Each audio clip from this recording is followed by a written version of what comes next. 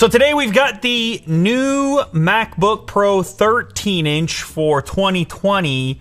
Well, new, it's kind of new. It's a bit of a refresh. They have addressed the most important thing on this particular model, which is the keyboard.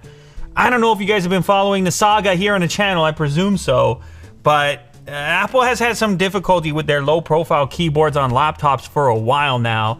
Something called the butterfly key switch, which was innovative at the time. It gave you this sort of impossibly low-profile, clicky keyboard. It came alongside some pretty significant issues and a number of failures. You can find it in forums, you can find it on Reddit, you can find it actually here in the studio with all the various MacBook Pros that we've had. And we've had plenty because we do choose to edit on Final Cut Pro, which is a Mac-specific video editing app. So Jack had a MacBook Pro, Kirk had a MacBook Pro, Will, myself. It was time for Apple to move on. They did move on with the 16-inch MacBook Pro, then they moved on with the MacBook Air, and then this was the last one to join the party, going back to a more traditional scissor-style key switch. So I'm interested to check it out, see how it feels comparatively, and I've even got an old butterfly key switch MacBook Air over there to compare to this one. Now, the reason I'm saying the new old is because pretty much everything else, a lot of other things on here are kind of the same. In fact, in some situations with this model, this is the base model, it's basically exactly the same as the previous version, with the exception of the keyboard. This one even has the same generation of CPU in it. It does have a little bit more storage. They've kind of separated the 13-inch into two separate models, the 2 Thunderbolt port and the 4 Thunderbolt port. So you can spec this thing more aggressively from a performance standpoint, but you're gonna pay a lot more. And then it gets weird because you're thinking, well, if you're into video editing and you're really going to take advantage of the performance, I don't need this knife. Then why don't you just go for the 16-inch, where you're going to get dedicated graphics that don't exist in here? That was actually quieter than I expected it to be. 13.3-inch 2560 by 1600. This is the 1.4 gigahertz quad-core Intel Core i5. So because this is the baseline model, it actually matches up kind of really closely to the baseline model MacBook Air, and it costs a little bit more money. It does have some other things. It has the touch bar on it.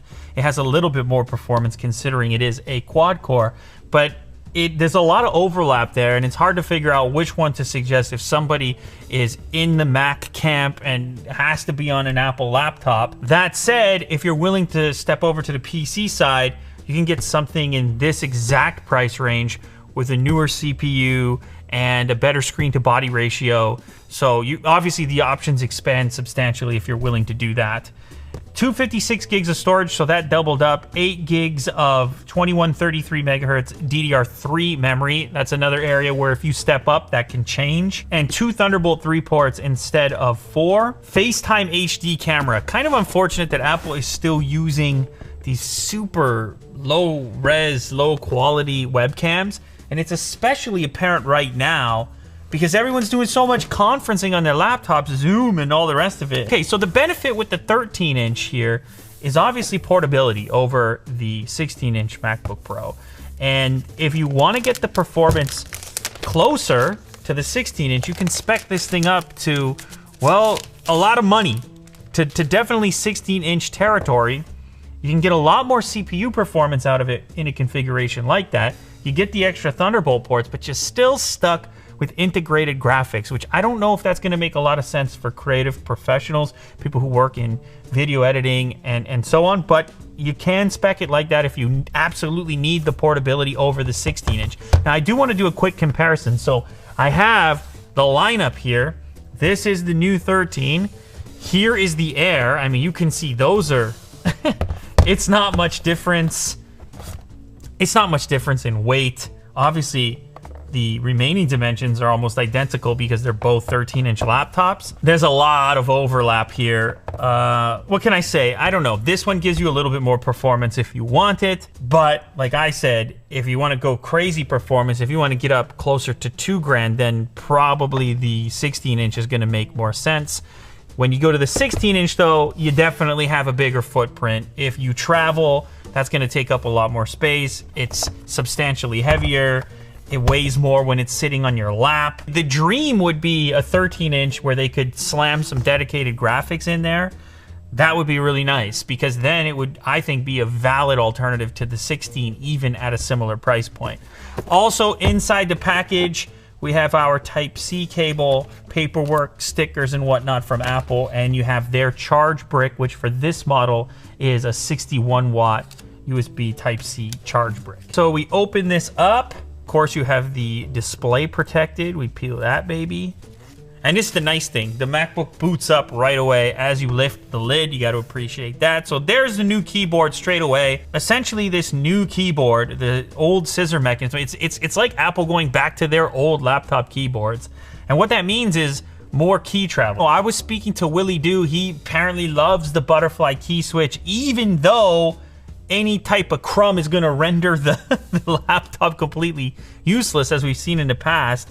But when it's working, he likes it. I was never a huge fan of it. I like a little bit of key travel. I've told you that before. So any amount of key travel to me is an improvement. And honestly, it was getting pretty bad, because with all the issues with the old keyboard, it was hard for me to continue to recommend Apple laptops, given the fact that so many people had hit me up in my email inbox with issues themselves. I was telling people, you better wait for them to revise this situation. They now have. The entire lineup is now sitting on these scissor key switches. In my case, I never really got a ton of use out of this touch bar on the top, but I do actually like and use the Touch ID fingerprint scanner to unlock these devices, and that's up in the top right corner. Another thing that changed on this device, the escape key used to be inside the touch bar. Now there is a physical, it's a dedicated escape key. The 16-inch had that. A lot of people, I know a lot of developers were asking for that, so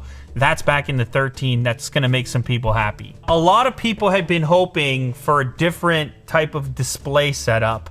There were rumors of a 14-inch MacBook Pro where you could have a screen to body ratio that looks more modern without the bezels on the top, sides, bottom. But it is a bit odd that you have the exact same form factor in the 13-inch department, but on the 15 MacBook Pro, they went and changed the screen size and improved it a little bit. Granted, even that one doesn't have the craziest, slimmest bezels on the market when compared to other products that are out there. This side has a dedicated headphone jack, and on the other side, you have two Thunderbolt 3 ports. If you spec up the model to a more expensive unit, more powerful unit, then you're gonna get 4 Thunderbolt ports, just like on the 16-inch MacBook Pro, so you'd have 2 more on the other side. I'm gonna pull the old 13-inch MacBook Air. This is the one made famous by the video that I made where the E key was busted. Still hanging around the studio. The E key still works on and off. You can just see how comparable these are from a form factor perspective. Basically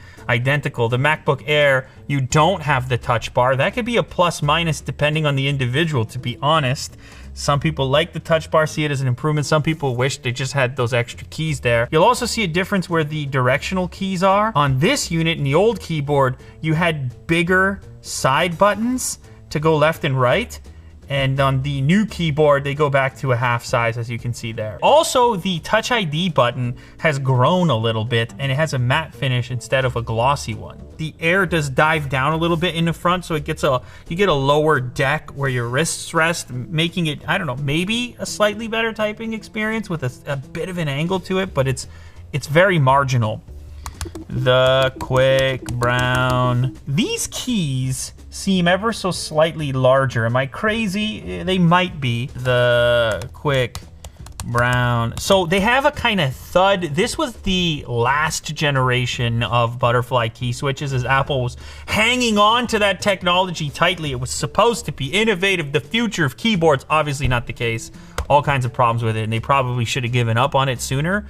But I kind of understand what they were going for. Jumped over the lazy dog. You're trying to make something super low profile, but still have a kind of a click to it, so you have some degree of confidence. But it turns out in reality, there's no substitute from a reliability standpoint, and also from a typing standpoint. There's no substitute to a little bit of key travel. It's something I've been experiencing in a big way on Lenovo laptops with the X series lineup, where I'm having tremendous key travel and I'm flying and all the rest of it. This one gets you closer. Certainly this new keyboard is an improvement. The quick brown. And it's not a ton of key travel. Jumped over the lazy dog. It's not a ton, but it's enough that you notice an improvement, at least in my circumstance. And another thing I should note, one of the few benefits of the touch bar in my personal experience using it is getting quick access to emojis. You can see it saw that I typed dog and I have a couple of different, I put some dog emojis in there. Keyboard is an improvement. Other aspects maybe less so, including the webcam. It's gonna be painful to test it out, but I'm gonna do it anyways. And I believe the webcam on all MacBooks is the definition of potato camera in 2020. And you don't hear that term very much anymore because smartphones are so good that those potato cameras don't exist. I am well lit here and I look terrible. Okay, here we go. This is a test on the webcam on the new 13-inch MacBook Pro for 2020. Yeah.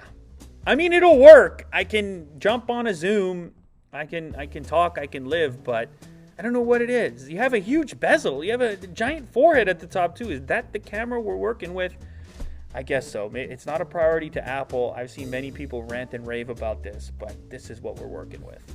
So yeah, even with giant lights facing me, it will not save me. If you're a regular human in a regular environment, it's going to be even worse for you because it's going to be dimly lit and then the gain goes up and the noise goes up on the camera, so it's unfortunate. Let's do a little speaker test, make sure that those are the same. It's an area that I really commend Apple, the speaker department on their laptops. The 16-inch MacBook Pro, tremendous speakers. Some of the best speakers I've ever heard on a laptop, and even the Air for something so thin and light. They pay attention to the speakers where other manufacturers don't. Volume, low end is there. Hammerhead true wireless earbuds. But then this one is the one that caught my attention because it's got a Pokeball on it and has the same Hammerhead wireless earbuds but in yellow. So I did a little bit of research.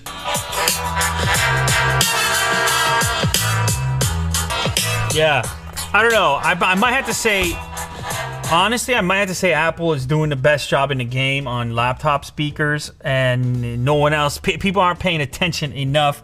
Obviously, I haven't tried every laptop on planet Earth, but for a 13-inch laptop to sound like that, you can hear the bass. So when it's all said and done, who is the 13-inch MacBook Pro for? Who is the buyer for this thing? After all, you got this guy as an option. The Air is an option, even though that's the old model. Don't buy the old model. You want the new keyboard. And of course, the big boy, 16-inch now.